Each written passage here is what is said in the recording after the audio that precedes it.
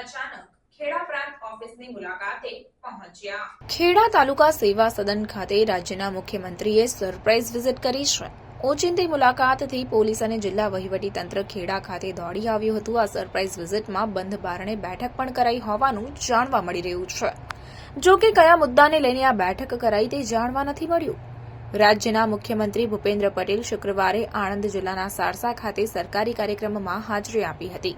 જે કાર્યક્રમ પૂર્ણ કરી પડોશી ખેડા જિલ્લાની આકસ્મિક મુલાકાતે પહોંચ્યા હતા। ખેડા ખાતે આવેલ તાલુકા સેવા સદનમાં મામલતદાર કચેરી અને પ્રાંત કચેરી આવેલી છે। તે દફતરમાં પહોંચી ઓચિંતી મુલાકાત લીધી।